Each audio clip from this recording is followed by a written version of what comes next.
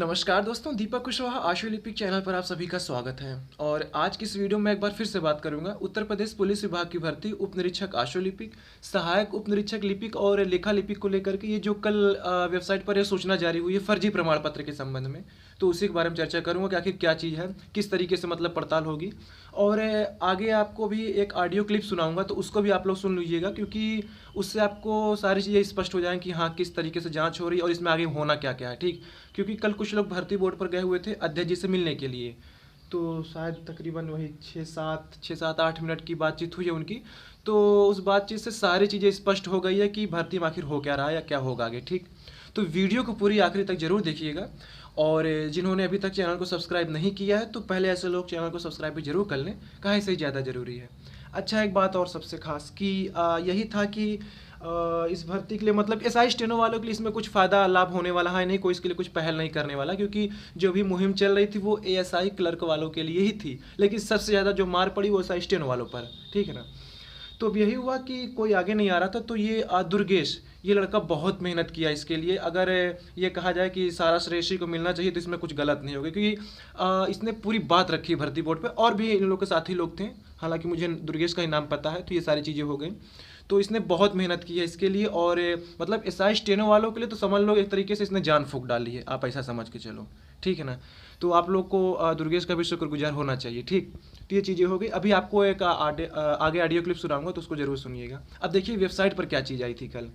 यही था कि भर्ती के बारे में ऊपर लिखा है, फिर लिखा है कि विज्ञापन के अनुसार पदों के सापेक्ष आवेदन के लिए भारत में विधि द्वारा स्थापित विश्वविद्यालय से स्नातक उपाधि या सरकार द्वारा मान्यता प्राप्त समकक्ष अर्हता के साथ भारत सरकार के राष्ट्रीय इलेक्ट्रॉनिक एवं सूचना प्रौद्योगिकी संस्थान नीलिट सोसाइटी, पहले इसको डोए सोसाइटी के नाम से भी जाना जाता था, से कंप्यूटर में ओ लेवल की परीक्षा उत्तीर्ण करना अथवा सरकार द्वारा उसके समकक्ष मान्यता प्राप्त कोई अर्हता धारित करना आवश्यक है। ये चीज़ हो गया।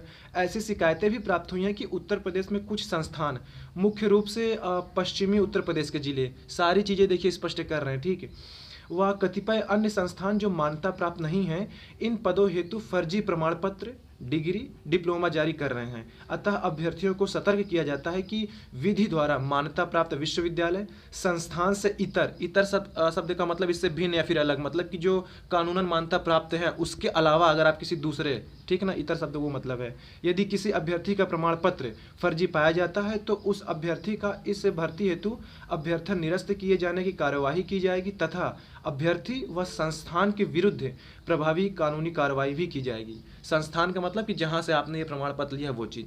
अब देखिए आपका प्रमाण पत्र मतलब कि वो सरकारी है नहीं, कैसे पता चलेगा। पहली बात तो ये कि आपने जहाँ से किया है वो तो कोचिंग वाले सभी यही कहते हैं कि हाँ भारत सरकार से या यहाँ है वहाँ से, ठीक है ना, ये चीज़ हो गया। अब देखिए जांच आपकी कैसी होगी, इनका ये कहना है भर्ती बोर्ड का, आपका एक प्रवेश पत्र आया होगा। अब देखो जैसे कि ओ लेवल का आपका सारी चीज़ें होती है, आपके पास पंजीयन संख्या, उसका सारा ऑनलाइन मतलब जो डाटा रहता है आपके पास, सारा उसका फाइनल प्रिंट वगैरह रहता है, कब प्रवेश पत्र आया, कब बैक लगी, सारी चीज़ें, ठीक है ना।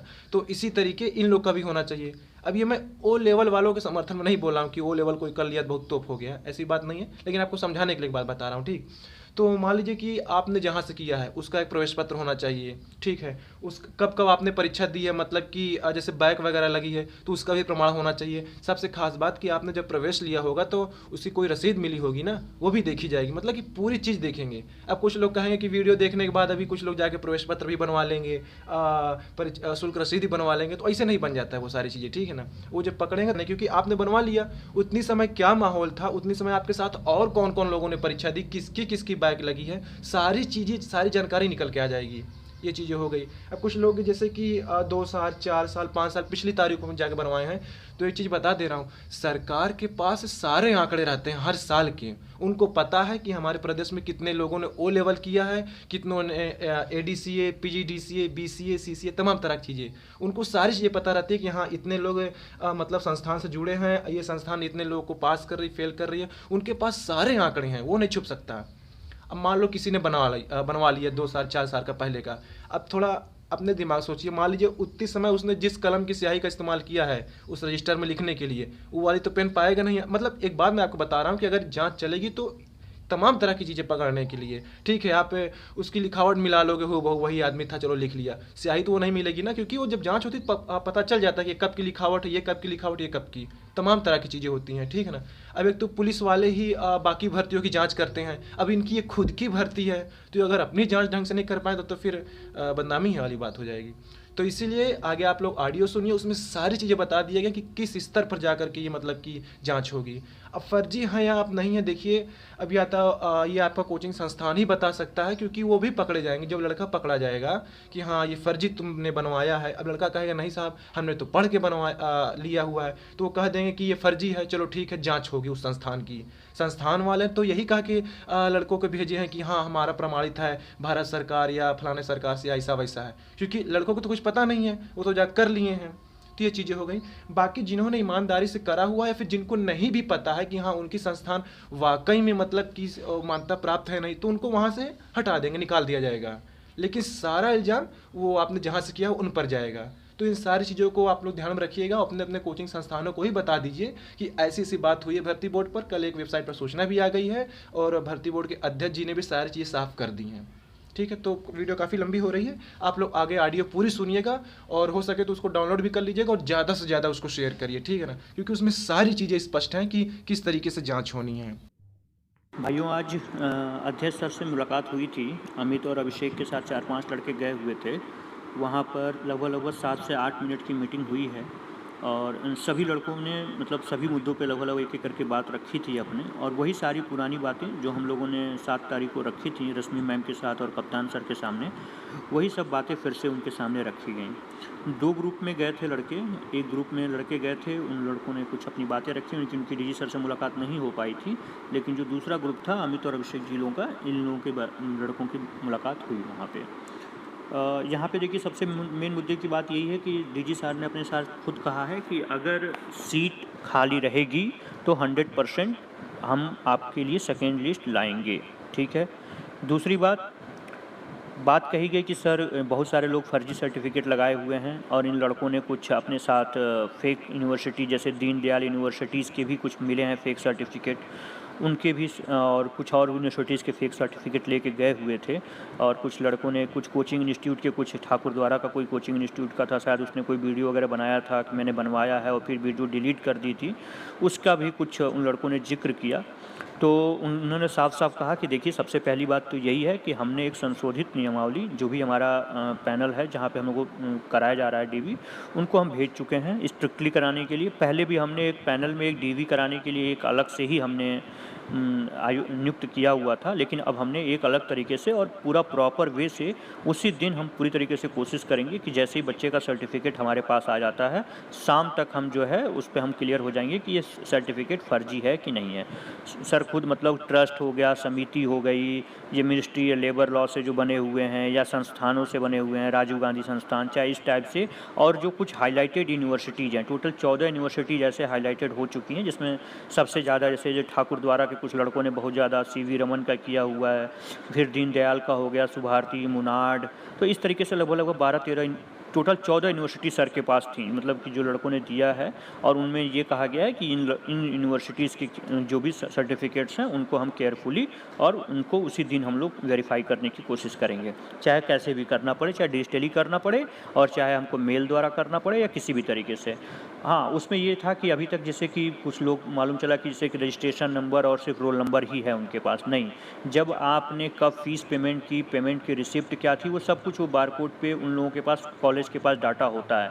तो इन लोगों का ये है कि अगर इन लोगों ने बैक डेट में अगर अभी बनवा भी लिया है तो उस डेट में इनको रिसिप्ट निकलवाना और ये सब चीज़ें बड़ी परेशानी होगी।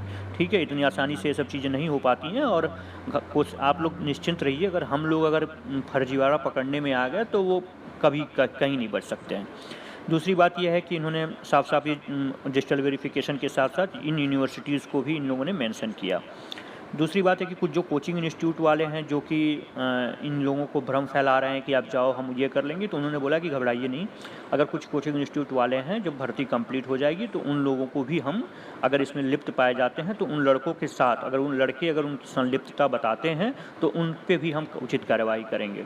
क्योंकि रीज़न क्या है कि अभी किसी के कहने पे हम कुछ नहीं कर सकते। जब वो लड़के हमारे पास आएंगे, जब वो फर्जी लेके आएंगे और जब हम उनसे पूछताछ करेंगे और जब वो उन कोचिंग इंस्टीट्यूट्स के बारे में बताएंगे तो हम उनको भी तब उसी समय उनको हम बुलाएंगे, चाहे कैसे भी बुलाना पड़े हमको। फिर उन्होंने साफ साफ सर्टिफिकेटों का जिक्र किया कि इसमें फर्जी मतलब लड़कों ने फर्जी बनवाया है और हमें संज्ञान में है और इसीलिए हम ये डीवी इस तरीके से करवा रहे हैं। और फिर उन्होंने कहा कि अलग से कोई लिस्ट नहीं जारी करने वाले हैं, न तो ये स्टेनो की और कोई भी नहीं, तो अलग से स्टेनो की लिस्ट नहीं जारी होगी। नॉर्मलाइजेशन स्कोर नहीं दिखाए जाएंगे और जो अंत में जो बच्चों को दिखाया जाता है सिर्फ वही दिखाया जाएगा। ठीक है, अगर सीट खाली रहती है तो 100% ये बुलाएंगे। और उन्हीं सभी बातों को इन्होंने फिर से सब लड़कों के साथ डिस्कस किया और उसमें होपफुली हमारी जो बात यही रही कि सबसे पहली बात कि लिस्ट खाली रहेगी, सीट अगर खाली रहेगी तो लिस्ट आएगी, और दूसरी बात ये कि डीवी जो भी बच्चे कराने जा रहे हैं उनका सही से डीवी होगा और जो भी सही लड़के हैं उनको आगे के लिए प्रोसेस किया जाएगा और ये भर्ती बहुत जल्द से जल्द कंप्लीट होने वाली है। तो ये है अभी तक का अपडेट, जो आज का अपडेट हुआ। लेकिन हम लोग कोशिश कर रहे हैं कि डीवी ख़त्म होने के बाद होपफुली डीवी बहुत जल्द होने की संभावना है, तो जैसी डीवी ख़त्म होती है तो हम लोग फिर एक बार जाएंगे मिलने के लिए। Thank you.